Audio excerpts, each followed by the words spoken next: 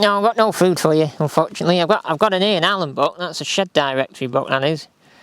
I'm sure you're well thrilled about that. I'm sure that's no interest to you, is it?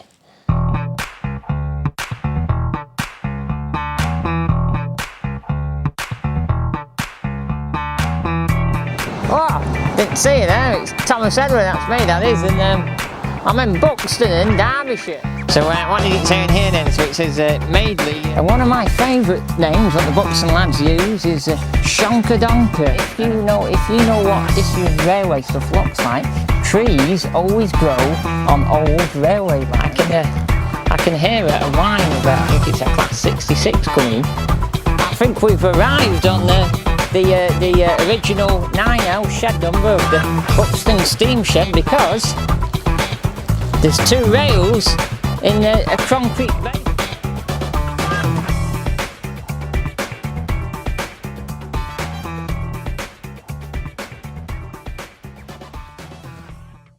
But you can pretty much see where it was once you start looking at pictures and going or getting reading stuff. You say, oh, his office is back. Then you can look and go, oh yeah, that's what was there. Because if you just turn up here and go, oh, there's something been here, but I don't know what it was. Just looking down here, down this little path, so obviously it's had like a dry stone wall on this side from looking at the bricks. But here you can see, look, proper railway, as we were talking before, crew brick, what was made for London North Western Railways. Obviously, look, it's still very intact here. There's even a little pipe there, probably where toilets were, or the sink came out of there. So there's still very much railway remains here, what you can see more clearly.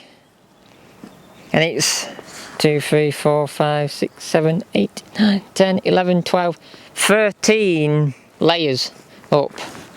So still quite a lot here, what they didn't bother knocking down when they demolished it. There's probably no point, you know, just knock the top of it off, just make it all flat, and Bob's your uncle, Fanny's your aunt, as they say, and then you just leave this. But maybe if they build houses on it and it turns into Hogshaw housing estate, this will go all together, and this wall, what I'm touching here, will be gone. And it will be, I don't know, it being the brick will either get recycled, or it will just go into one of those brick crushing machines, and it will get turned into new bricks, and that's your lot. So I think there's a bit of a hole on the end here. I've got my Olight S2R Mark II. Not sponsored, I should say, but we'll turn it on and... Oh, there's a chair in there. Oh, and lots of brick. It's a cellar. Oh, and there's more stuff up there, like old bits of metal and stuff. There's a wheelbarrow. I can see a wheelbarrow and springs of like beds and seats, but there's no chair there. And some new fly tipping, but there's a lot of old bricks in there. Wow, is it?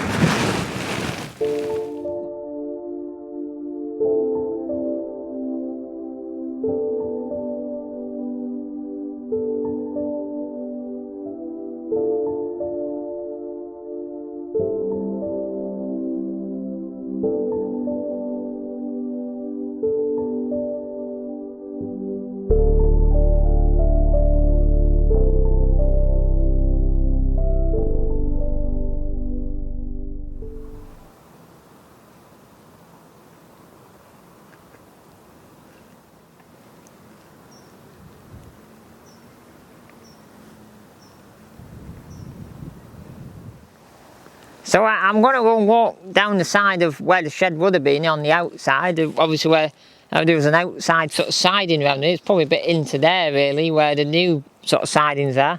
But maybe we're walking inside, I said, who knows? But we're going to walk down the side of here, and we're going to go and try and find the footings of the water tower, the coaling tower, what was a mechanical coaling tower they put in 1930, and there's something else around there, but I think there's a class 150 just coming in. Oh, we multied up with another 150.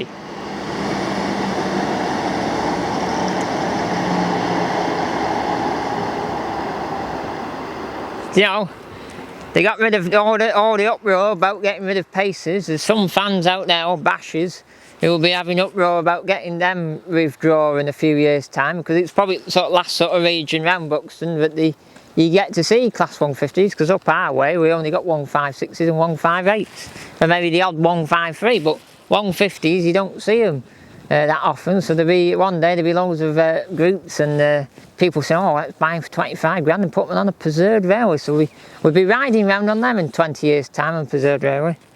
Madness. But anyway, I'm going to walk down here, try and find remains at Coin Tower and the water tower. And I think there was something else, and there's like a big water tank or something. I looked in those pictures, and then we're going to go on in my wellies and go and look for the turntable, where the turntable pit is, if it's still there. But we'll get down here and see what we can find. I think that's the best plan anyway.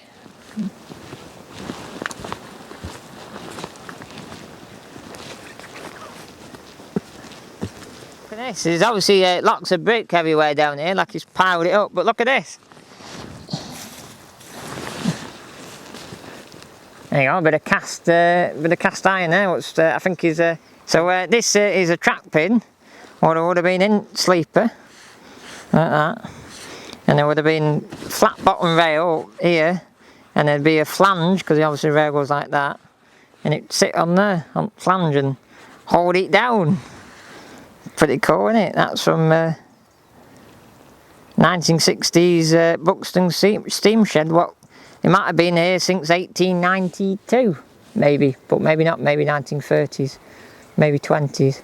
It's pretty good, but I should leave that down there, because you're not allowed to take anything when you come exploring. It's against the law. You can leave footprints, but you can't take stuff. So I put that down there, but I put it somewhere, put it in that tree there, because don't want anyone tripping on that or standing on that. So I'll put it in there. There's more sleepers there. Something else there, more wood. There's wood, brick, bits of cast all over the place. Yeah, but there's no more track. You can't see any more track really, because it did get pulled up all the track. But like I was saying with Lostock, you know, the track and the track at the back of this shed, as we've seen up there, is in the concrete. So if we dug in there, you might be able to find some of the track in the concrete.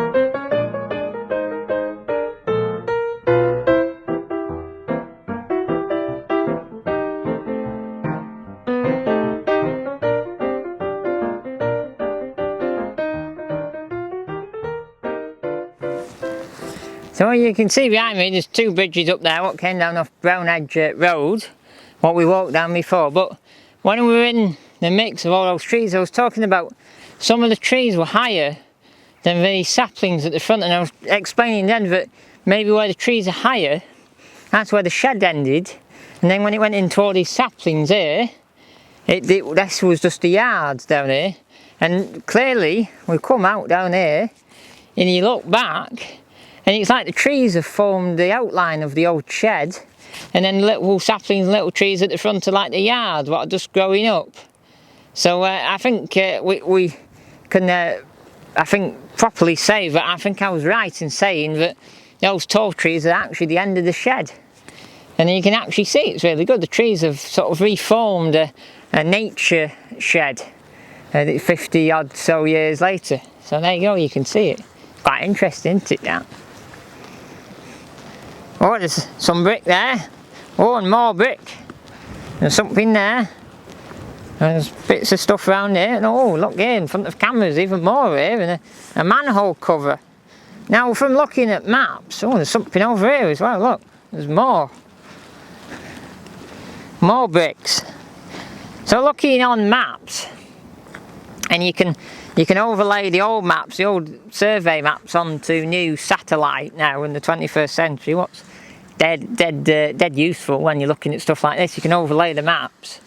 This little access road here for Network Rail for swapping over drivers, and that class 66 as we've just seen, it was right on the edge of this little access road where the original water tower, and I think there was a water tank and a mechanical coaling tower sat. They sat all together.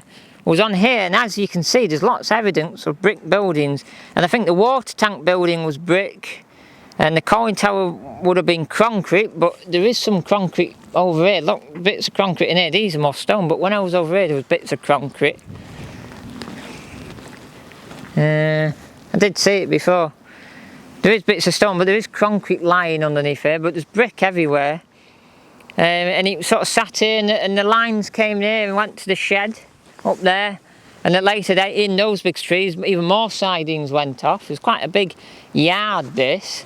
I'll show you on maps obviously, but to sort of see a picture there is still bricks here, and I think this is roughly where the coaling tower, water tower sat.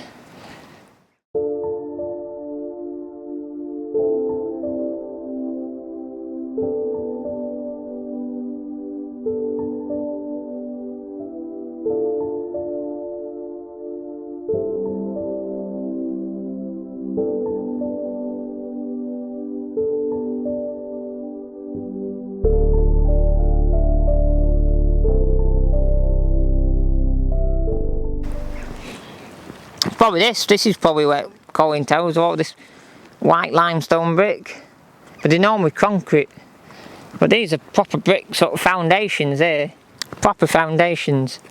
But what we're going to see now, there's more over here, there's a manhole cover over here, old manhole cover there, pretty mad, so it all still sitting under here underneath this dirt. From 1949 to 1970, it's the best map to show this. There's a little box there where my cursor is, and that sort of shows where the water tower was, and that little square there is the coaling tower.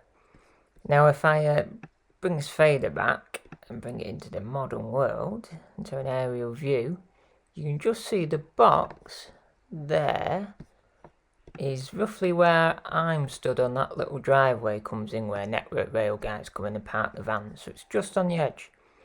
Now the one thing it doesn't show you on this map is in 1935 they put a mechanical coaling tower in, and obviously the mechanical coaling tower couldn't go where the concrete one was because they still kept that, and it was roughly down here, the mechanical one, towards sort of the east side of the shed, and the water tower and the concrete old coaling tower was still in place here where these little boxes are.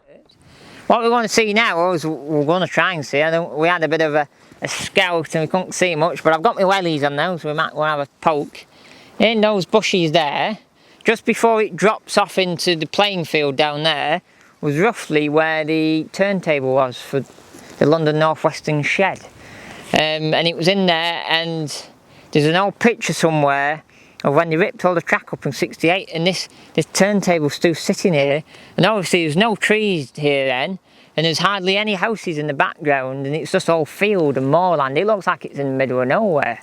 You know, it's a bit more urban these days, but it's in there, and we want to go down that track and have a dig about and see if we can find anything. We might be surprised, we might find something, we might not, who knows, but T here will take you, and so you don't have to. I think that's the way it goes. I've just told you the here, where the cursor is, where obviously on all the survey maps it shows the turntable being here, as you can see, but actually the turntable, what was most photographed, was on the east side of the shed, right up here, and it never shows it on the maps. So my theory is, this is the TE theory, that this turntable down here was a very, very early turntable, and then at later date they put a turntable up here because there is somewhere, I'd have to find it, there's a very, very late map and it shows a lot more sidings on here. So obviously this bit here was probably knocked out by lines, and so they moved it up here. So the classic photos you see of the turntable at the Buxton steam shed with all the wilderness behind it is actually up here on the east side of it. I'm looking the bushes and trees down here, not finding the turntable, and then I go up here and try and find the actual location. I think at one upon a time, this track here, what looks like it's had something down at one time. I think it was a bit of an access point, probably down to Buxton signal box down there, I would have thought originally. Or even quite recently. but it's all overgrown. So I've slightly given up. Around here, I think the turntable was, and I think, no, turntables are massive, so we could be standing in it, we could be standing on the edge of it, but there's no pronunciation of a seam of like bricks on an oval or anything. So it could have been totally bulldozed in, you know, and some turntables are just filled in, or they turn into a pond or whatever, but there's nothing. There's lots of moss everywhere. It's very marshy. These yellow things here, you see them tend to grow in sort of marshy land, what would be hollow underneath. And I've seen bits of brick. I'm just looking here actually while I'm talking to you on camera. Oh look, there's, oh no, it's an old corrugated roof. I was getting excited then and it wasn't. But in here somewhere, anything from over the network rail fence there all the way to this wall, because it's right on the edge of parallel to the playing field in the woods behind you, was the turntable for the London and North Western steam shed.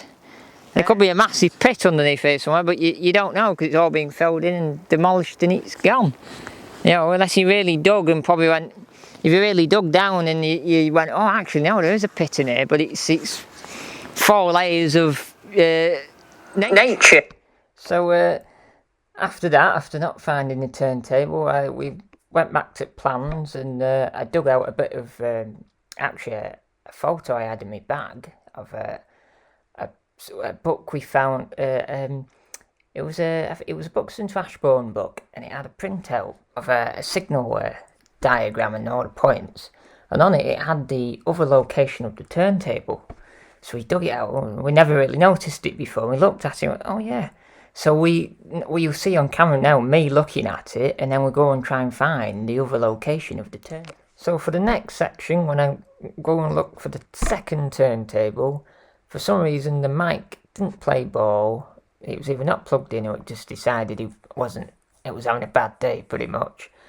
So everything you'll hear was off the camera mic, and you hear a lot of wind noise. I've tried to turn it down as much as possible without destroying what I'm trying to say.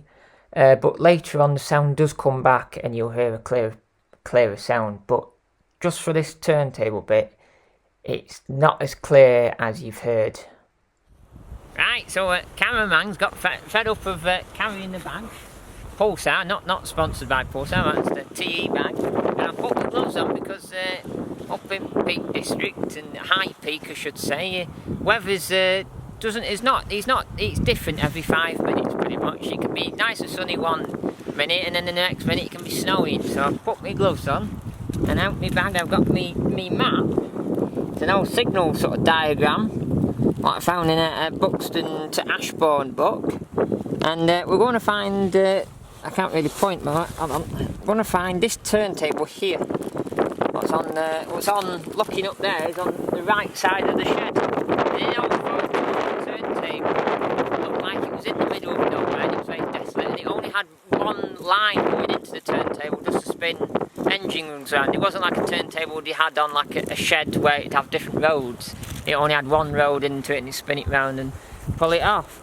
Or not pull it, it's steam off. So we're going to go into those bushes over there and try and find some remains somewhere in the bushes. Maybe hopefully a brick remain underneath the surface, or something very prominent of a turntable being there, but we might not find it at the same time. But we're going to have a look. TE's good at going in the bush and looking for old buildings. Lostock Hall and many other videos like Adlington and Fleetwood, we went in the bushes to find stuff, and we can find stuff, so we're going to go and have a look.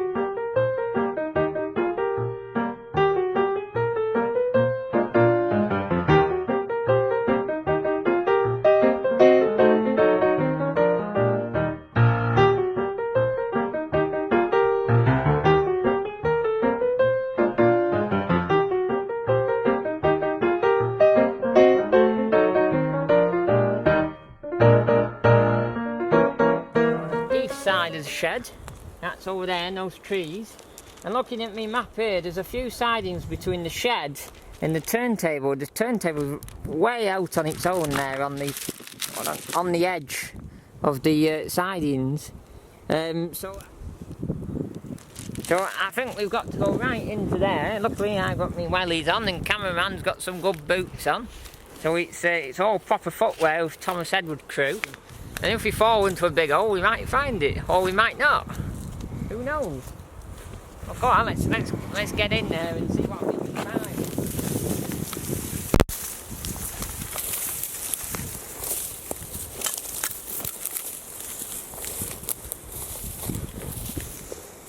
It's very deceiving land, this is. It's quite soft land when we're walking on it. It's quite squelchy and stuff. You know, it's got a few bits of like soft sort of marshland on it, so it could be anywhere. You know, you just don't know until someone, maybe if it was an old, we could find an old steam guy who's still alive that worked here. He might be able to tell us, pinpoint exactly where it is. And if you know anyone who worked here on steam in the 60s and maybe earlier than that, who worked here, drop a comment below, or maybe you yourself worked here and you've watched this, and tell me tell Thomas Edward here, where is the turntable, because I'm drawing a blank, but we've still got time. We'll go and have a look. We might find it. It might appear, but it might not. Wonders of modern tech. Our cameraman's just got the phone out with an engine on it, on the turntable, some bashes, some young bashes on there, steam enthusiasts, with some railway men on it. And it's very, as you can see, it's very open land then. You know, even in the fields in the background there's no buildings, no trees. They like those trees right up there, almost like up near the golf club on Fairfield, they're right up the top. But down here it's very, very open land. And this bit of metal where we stood now, well, I've just pointed with my foot, there, it could be right on top or very near to the turntable. That could be, looking on this picture here, there is a ladder going up to a signal just off the camera there, off the photo there. That could be anything to do with that, look, sticking into the ground. Because there's nothing really, you know, the mechanism, once they ripped out all the actual turntable itself and all the tracks, there wouldn't be anything here, there'd just be a pit. You know, it'd just be a brick pit, maybe with concrete in the bottom. And that's all you get, and there is a buffer stop on the other side, and there's nothing to suggest that was here, unless we had a mini digger and we could dig this up and excavate, you know, pull the surface back like Time Team, and maybe there is bits of rails hidden underneath. No nibbles, no nibbles in there. There is a Twix, but I don't think you'll have them.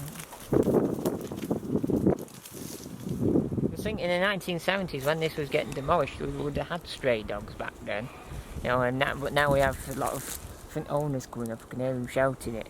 But he didn't have a collar on or anything, you know. That was like going back in time. Maybe that was a sign. It was a dog what's come from the past to say, "Oh, you stood on turntable, and I used to roam here when I was a young pup."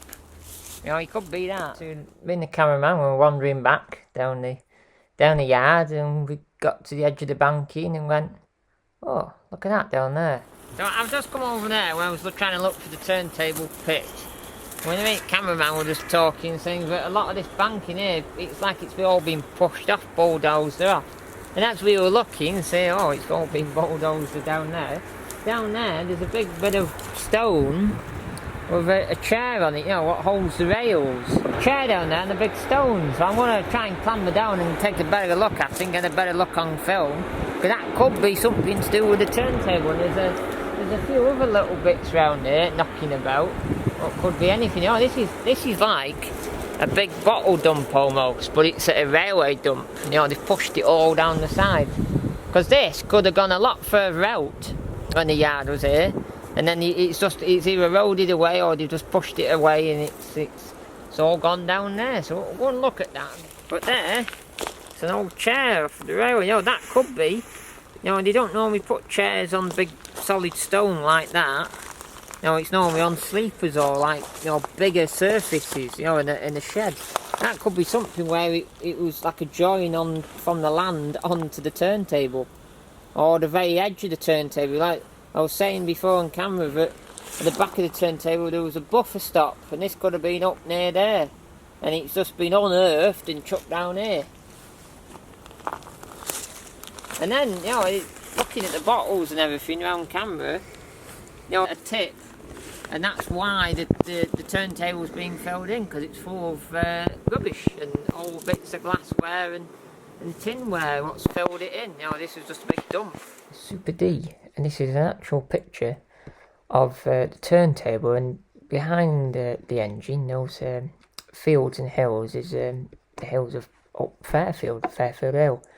Now this is a really good picture to show you that this chair we found on a stone, no, a railway chair, looks very similar to this. Just let me zoom in a bit. Look at that rail there in the box.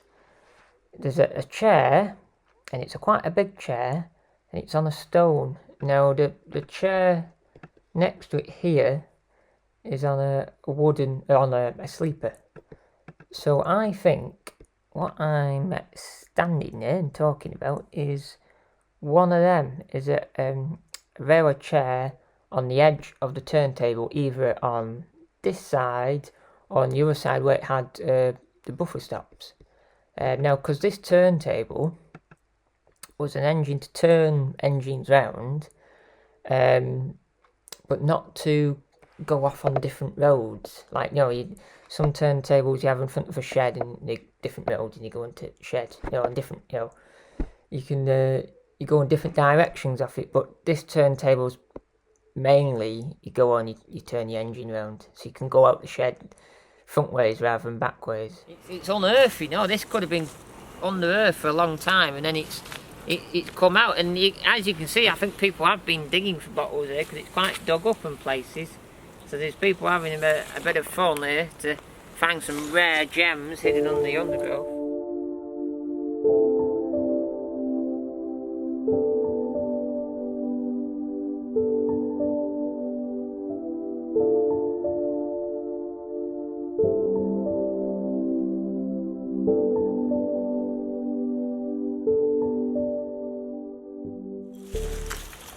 Some great stuff here. I've got this little blue pot. That's for my mum, that is.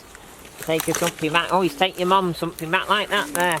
That's a very mum tea thing, that is.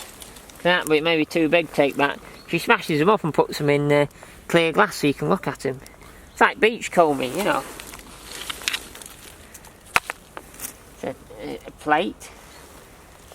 Maybe a bit too big to take back on train, that, but there's all sorts of bottles down here, all sorts of... People look for cod bottles, don't they? Bits of clay pipe, that's the people what they really love. Because none of these have got any text on. Or they do love stuff with text on. And that looks like an old bone, I think, but it's quite light actually. Could be an old bone off an animal. I think there was an old Buxton driver, Dennis Allison. He used to, I think he used to like it, a good digging, looking at old bottles and stuff. So he'd enjoy this. You know what stuff is, but there isn't a lot of stuff with text on.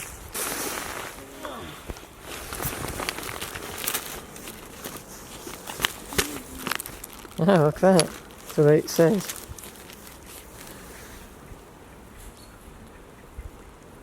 I'd take that for me mum as well. Quite nice, that. Nice when you find something with a bit more text on than just a smashed up little bit. That's quite a big bit, that is. It's lovely, that is. See what colour in it as well. It's been like an old cup or something. So the TE theory, that day we filmed that before Christmas, I was right, it was a mug. And over Christmas, as a present, TE's mum bought me that actual mug. And so you can see it in a full shape and full form. And what it is a farmer Tykes Yorkshireman motto mug. Tykes is a nickname for Yorkshiremen, maybe made in 1930s. The Tykes motto on the mug is: see all, hear all, say nowt, eat all, drink all, pay nowt. And if the does out for nowt, do it for vesen.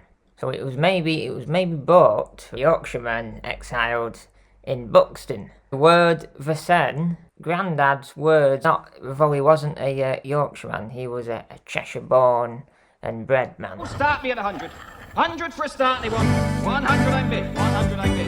Who'll give me 10? Who'll make it 110? I'm looking for 110. 110 I'm bid. So it's curved. So yeah, there's a few TE gifts there from me mum. All sorts of stuff. Once you start looking, you find stuff. I remember at school when my friend always used to go on about bottle digging and bottle dumps. He'd always look for stuff. He'd always be looking for cod bottles with the little balls and stuff. I think this has been picked dry. There's a lot of stuff here, I think, but it's all the latest stuff. Right, it's an old Shippen's, I think if memory serves me right, I think it's a meat paste jar, that. Shippen's meat and fish paste jar, used from the 1920s to the 1950s. Although can be still bought, but not in these jars. T's mam can remember this, as can others. 120 on bid, it's with you, madam, at 120. T's mum will be well pleased when I get back. You know, when we meet her in railway for a bit of nose bag, I'll be like, oh, I've got you some bits of glass and pottery what you can put in your collection. You should be well pleased.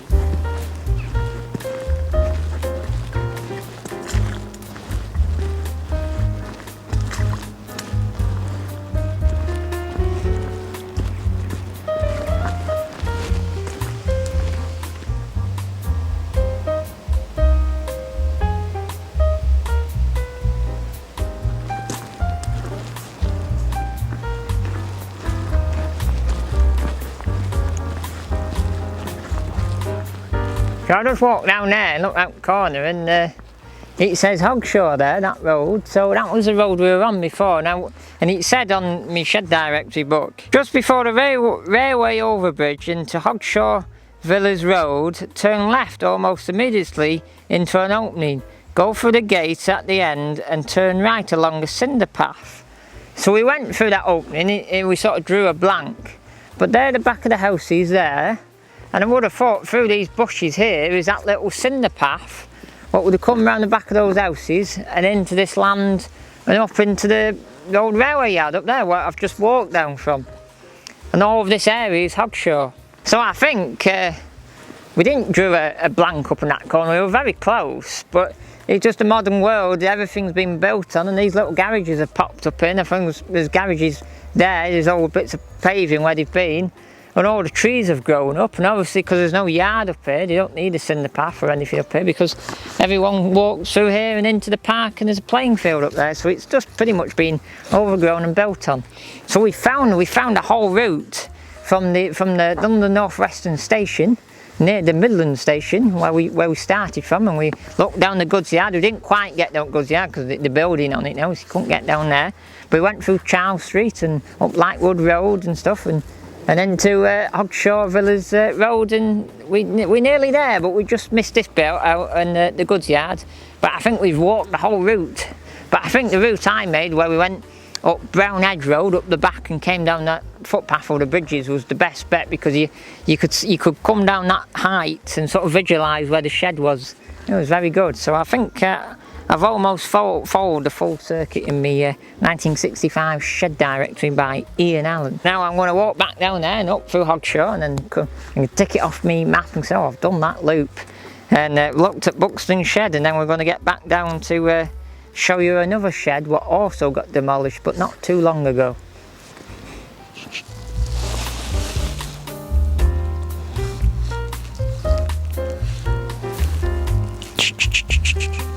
Hello, puppy cat.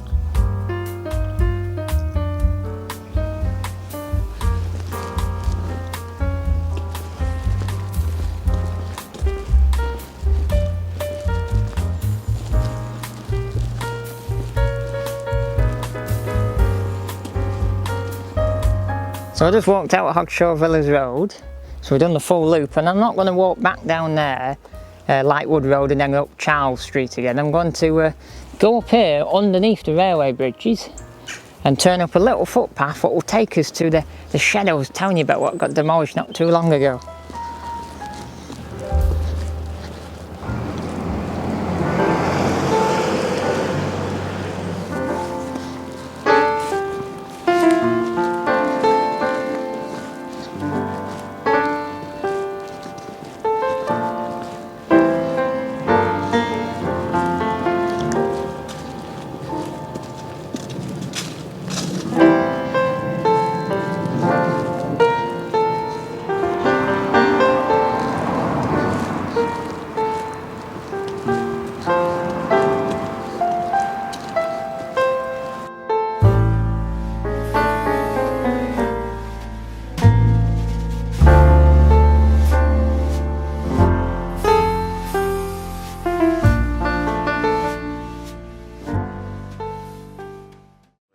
So I walked up this little path up here, I think these are all railway cottages behind us, and then all these will come up to some proper railway green fencing on this old wasteland. Right, it looks like wasteland, but it actually isn't. So this was in here, there was a two-road shed in here, on here, quite a tall building.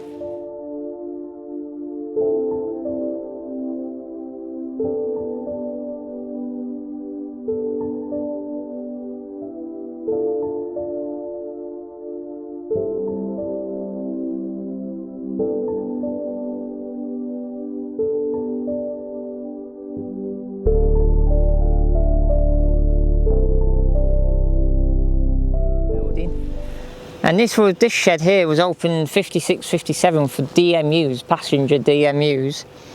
So it opened when the steam shed, the London North Western steam shed we've been looking at today, or the remains of, was still open when this was opened for DMUs.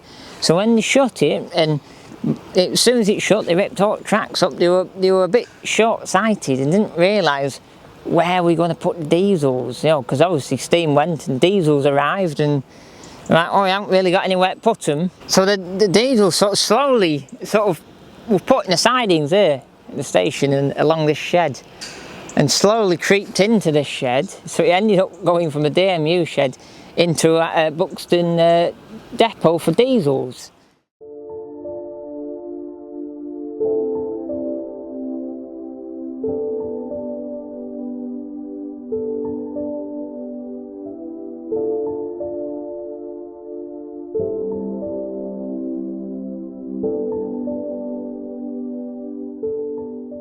And what the original idea was, they didn't want to keep diesels up here, they wanted to keep diesels in the city like Manchester and then bring them up here.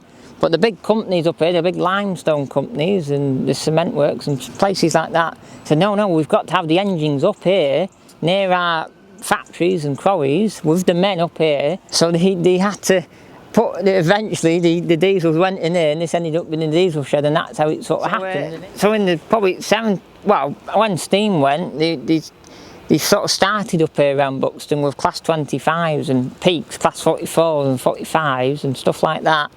And then slowly big class 40s got up here. And through the 70s there's lots of pictures of class 40s at the shed. And then you got into the 80s and all sorts of stuff turned up. Class 37s turned up. 47s, 31s turned up. It was when you got into the late 80s, early 90s, it was predominantly everyone came up to see a bit of tractor thrash, so there was lots of 37s, there was 47s, 31s. So the class 60s came in 1990 and they were known as the Polar Mint because you could see through the engine, and that was very fitting for up here at Buxton because they've got limestone like millstones with a hole in the middle, and like the shed plates, but not really shed plates, the loco plates they'd have on the cab underneath like the windows, what you'd lean out of, like on 37s and stuff in the 60s. They had the millstones, they were Peak District National Park plates with the polo in it, and you knew they were Buxton. And we'll dig something out at home, we'll show you what they look like. And then I think the shed probably shut, I think it was 94 the shed shut. Once the engines had gone out the shed, for a few years after all the brand new class 60s, and there was still a few 37s knocking about, they had them they came back here because there was a fueling point here, and I think they kept a few here, there was always a few in, but they made a fueling point at Peak Dale, so they didn't need this anymore, and then they moved them all down there. And obviously when we moved into the 2000s and class 66s turned up and probably class 59s turned up, GM, General Motor stuff, they were more reliable than British Rail, you know, English electric stuff, or Solzers.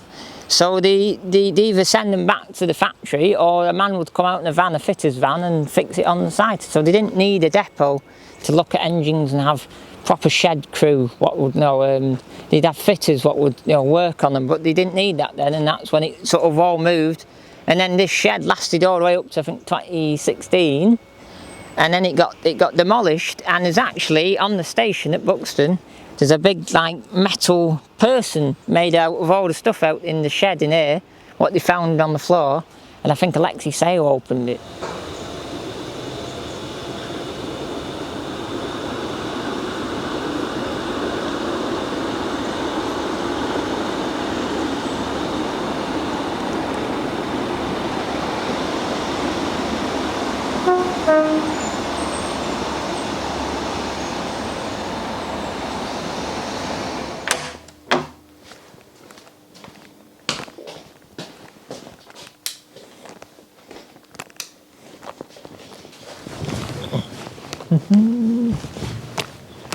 Oh, that was 2 parts, well, a 2-part special, the Buxton Steam Shed with yours truly TE, or Thomas Edward, however you want to say it. And I hope you enjoyed those 2 parts of me ratching around in bush for the remains of the shed and having a good mooch of the old turntable or turntables. And also a bit of a bottle digging. You know, I can't beat a bit of bottle digging, so we had a bit of a Thomas Edward Thatch Winslow. So you got the whole hog in these 2-part videos. So it's a real deal Thomas Edward video. And if you liked it, there's a Patreon link below if you want to support us in what I do, like these big videos I do, because there's a lot of effort goes into them, you know, and it's not just me, there's the cameraman, so we've got to put fuel and cards, go and do them. And there's also give us a like and a comment, and I was reading on YouTube the other day, the more comments you get, actually, it's not just giving a like on the channel, it's actually, if you put a comment below, it will actually make the video seen to new TE fans, and so we can get more people on board the Thomas Edward adventure or experience, maybe I should say. And also give me a subscribe, because we're over nearly 1,400 subscribers now. And remember to click that big bell. Ding!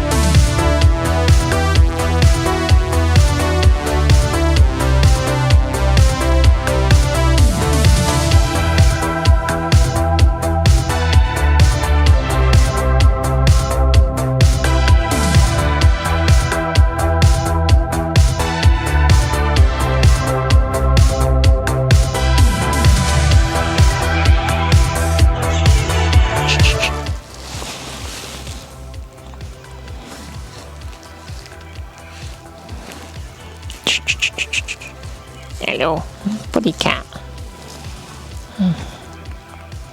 Oh, that's a cameraman over there. I think he's more interested in the cameraman. He just worked out that none of us have any food, and he's going to go and do a bit of mousing now. He's getting his greens there. He's getting his 5 a day there, a bit of herbage. He's a great looking like little tomcat almost, but he's got a great pattern on him, or she. No, I've got no food for you, unfortunately. I've got an Ian Allen book. That's a Shed Directory book, that is. I'm sure you're well thrilled about that. I'm sure that's no interest to you, is it? No.